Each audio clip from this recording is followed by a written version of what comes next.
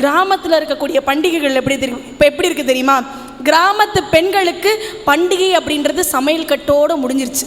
கிராமத்து ஆண்களுக்கு சரக்கு போட்டு சலம்பல் பண்ணுறதோடு முடிஞ்சிருச்சு. ஆனால் நகரத்தில் இருக்கிறவங்களுக்கு அப்படி கிடையாது. நீ கோலம் போட்டினா நான் உனக்கு காஃபி போட்டு தருவேன்டா சல்லம் அப்படின்னு சொல்லி அன்னோன்யமாக இருக்கிறது தாங்க எங்களுடைய நகரத்து பண்டிகைகள். பண்டிகைனாலே பலகாரம் இருக்கணும். இந்த கிராமத்துக்காரங்க பண்டிகைகள் அன்னைக்கு பலகாரத்தை செஞ்சு பக்கத்து வீட்டுக்காரங்களுக்கு கொடுக்குறாங்களா? கிடையாது. ஏன்னா பக்கத்து வீட்டுக்காரருக்கு இவருக்கு வாய்க்கால் தகராறு, பரம்பரை பகைன்னுவாங்க. என்னடா பகை அப்படின்னு சொல்லி கேட்டோம்னா, குண்டா சைஸ் இடத்துக்கு அண்டா சைஸில் சண்டை போட்டு அடிதடி வரைக்கும் போயிருக்கும். இவங்க பண்டங்களை கொடுத்தா வாங்கிக்கிறாங்க பக்கத்துல. நீங்க பண்டங்களை கொடுத்தா பக்கத்தில் வாங்குறது இல்லை. ஏன்னா உங்க சமையல் லட்சணம் அவங்களுக்கு தெரியும். சார் இங்க சமைச்சா எப்படி தெரியுமா? கிராமத்தில் அந்த நாட்டுக்கோழியும் அப்படியே களைஞ்சி இருந்து தலைப்பாயை கழட்டிட்டு அந்த வேப்ப மரத்தினால உட்காந்து மண் கலையத்தில் அப்படி கலக்கி கூழ அப்படி குடிச்சிட்டு அங்கேயே வெங்காயம் இருக்கும். தோட்டத்தில் பிடுங்கணும். வெங்காயம்னா வீட்டுக்காரில் தோட்டத்தில் பிடுங்கணும். அதில் ஒரு சின்ன வெங்காயத்தை எடுத்து கடித்து குடிக்கும்போது அவ்வளோ ஆரோக்கியமாக இருந்தான். இங்கே சமையலை சாப்பிட்டா என்ன நடக்கும் தெரியுமா? இவங்க சமையலை சாப்பிட்டுட்டு ஒருத்தன் சொல்கிறது, வாவ். உங்கள் சமையலை சாப்பிட்டு என்ன சொல்ல தெரியுமா? வாவ். நடுவர் அவர்களே, முதல் முறையாக என் ஊருக்கு பக்கத்தில் வந்து என்னை பேச கூப்பிட்டு இருந்திருக்கீங்க. எங்கள் மக்களுடைய அன்பே தனிங்க. அன்பான மக்கள், அறிவான மக்கள். அவங்க முன்னாடி வந்து வண்டி வண்டியாக பொய்யை கொட்டிட்டு போயிருக்கீங்களே, இதெல்லாம் நியாயமா இருக்கா? வந்து பாருங்க, நாங்கள்லாம் யாரு? கிராமத்து மக்கள். நாங்கள்லாம் கலாச்சாரத்தை பின்பற்றுகிறோம். போட்டிருக்க ட்ரெஸ்ஸை பார்த்தீங்களா? 2 கொலாயை மாட்டிட்டு வந்து உட்காந்துருக்காங்க குடுகுடுப்பக்காரங்க மாதிரி. ஏயா இது தெரியாமல் விடிய விடிய பேசிக்கிட்டு இருக்கீங்க. உட்லன் ஷூ, அதுலையும் பாருங்க ஷூ போட்டீங்க, சந்தோஷம். சரி கிராமத்துக்கு பேசுகிறீங்க, அவங்க சொன்ன மாதிரி மாற்றி ஷூ கூட போட்டுவாங்க. 2 ஒரே நம்பர் போடணும்ல, 1 7 1 9 நம்பர். இதுக்கே துப்புலையே நீங்கள் என்னத்தை பேச போகிறீங்க? பரவாயில்லம்மா, உங்கள் அண்ணி கொஞ்சம் அறிவாளியாக இருக்கீங்க. நாங்கள் பாருங்க, நகரம்னு பேச வந்தா கூட கலாச்சாரத்தை மறக்காமல் அழகான பட்டாடை உடுத்தி உட்காந்துருக்கமா இல்லையா? நீங்களாம் பட்டு பார்த்தியா? 2வது செருப்படி. நடுவர் அவர்களே, வந்து 2 பேரும் சொல்லிட்டு போன விஷயம் என்னன்னா, ஜல்லிக்கட்டு ஜல்லிக்கட்டு ஜல்லிக்கட்டு. நாங்களாம் மாடு அடக்கிறோம், நாங்களாம் மாடு அடக்கிறோம். நீங்கள் ஒரு கண்ணுக்குட்டியை வச்சு அடக்குறீங்களான்னு கேட்டீங்க நகரத்துக்காரங்களை பார்த்து. சந்தோஷத்திலே மிகப்பெரிய சந்தோஷம் எது தெரியுமா? மற்றவங்களை சந்தோஷப்படுத்தி பார்க்கறது தான் மிகப்பெரிய சந்தோஷம். நீங்கள் ஜல்லிக்கட்டை கொண்டாடணுன்றதுக்காக மெரினாவில் கூடின இளைஞர்கள் யாரு?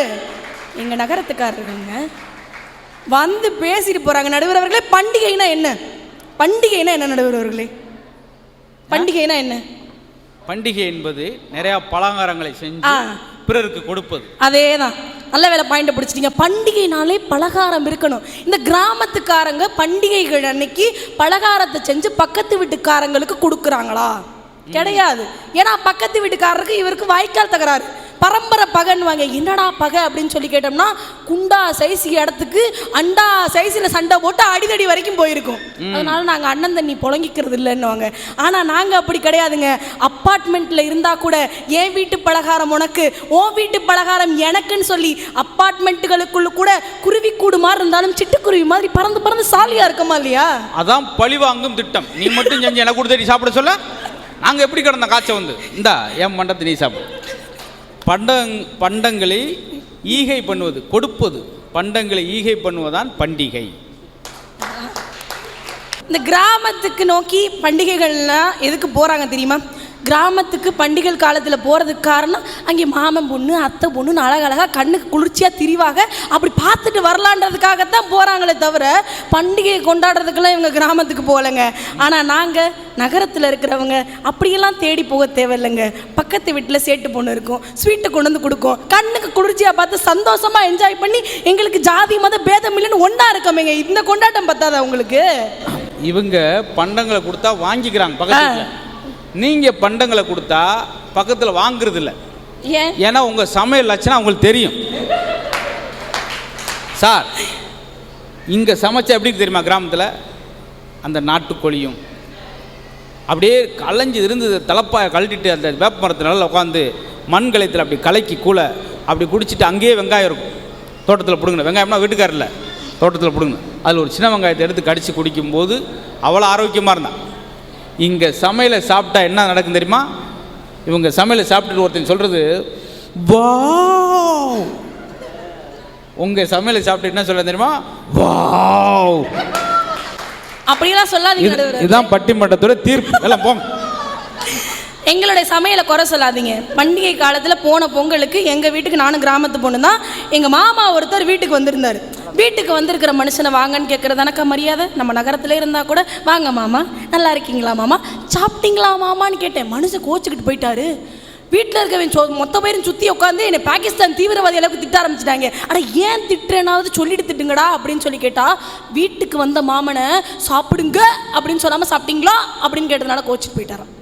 இனிமேல் மாமங்காரங்கள்கிட்ட பேசுறது எப்படின்னு ஒரு டிக்ஷனரி ஒன்று போடுங்க. அதை பார்த்து படித்து தெரிஞ்சுக்கிட்டு அதுக்கப்புறம் பேசுகிறோம். இந்த மாதிரி தாங்க எனக்கு தலைவாழை இலை போடலை, கறியாக போடாமல் எலும்பு துண்டை போட்டுவிட்டியா, இன்னைக்கு வெட்டு குத்து ஆகணும்டா அப்படின்னு சண்டை போடுறது தான் பண்டிகைகளில் கிராமத்துக்காரங்க பண்ணுறாங்க. எனக்கு பண்டிகைனா சுற்றி இருக்கிற ஏழை மக்களுக்கும் பகிர்ந்துக்கணும்னு நினைக்கிறதாங்க எங்களுடைய நகரத்துக்காரங்க.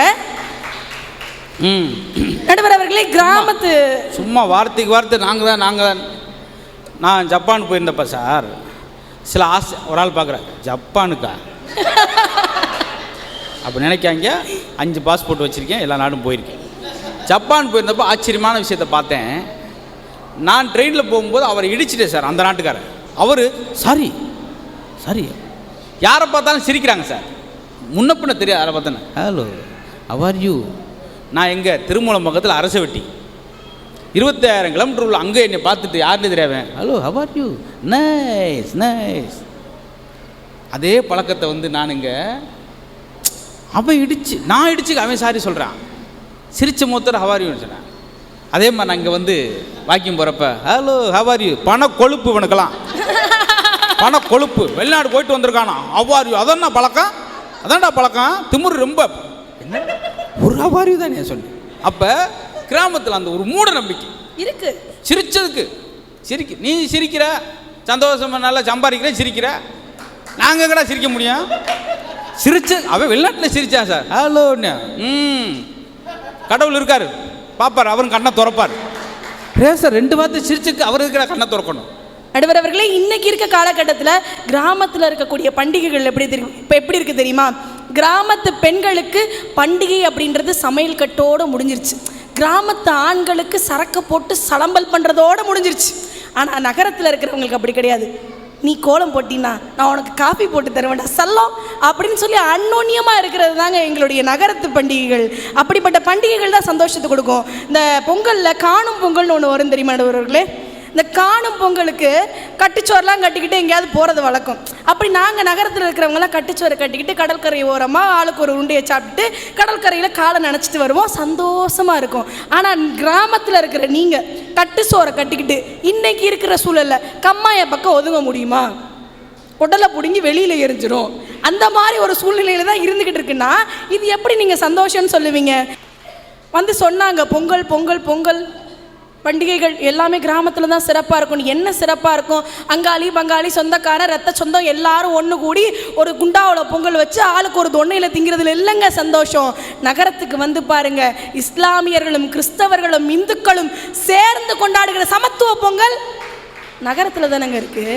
இத்தனை ஆனந்தங்களையும் விட்டுட்டு எப்படிங்க வந்து நகரத்தில் சந்தோஷம் இல்லைன்னு சொல்லுவீங்க? நடுவர் அவர்களே, வேட்டியை பற்றி நிறையா பேசுனாங்க. வேட்டியை அழகான பஞ்சு வாங்கி அதை நல்ல நூலாக திரித்து அதை வேட்டியாக்கி கொடுக்கக்கூடிய கிராமத்து மக்கள் பண்டிகைன்னா என்ன தெரியுமா பண்ணுறாங்க? கடையில் போய் நின்றுக்கிட்டு இந்த ரசக்களின்னு ஒன்று இருக்கும் பாரு, அதை எடுத்து போடுங்க. இந்த மசக்களின்னு ஒன்று இருக்கும் பாருங்க, இந்த கொசு வலையில் கொச்சை கைத்தை கட்டின மாதிரி ஒரு டிசைன் இருக்கும் பாருங்க, அதை கொடுங்கன்னு வாங்கி போடுறவங்க தான் கிராமத்து மக்கள். ஆனால் பண்டிகைனா நம்மளுடைய பாரம்பரியத்தை மறக்காமல் இங்கே இருக்கிற எத்தனையோ பெண்கள் மாதிரி அழகான வேட்டி சட்டையும் அழகான பட்டுப்புடவையும் கட்டிட்டு வரக்கூடியது தான் எங்களுடைய நகரத்து மக்கள்னு சொன்னால் இன்னைக்கும் பாரம்பரியத்தை நாங்கள் பின்பற்றோம் நடுவர் அவர்களே.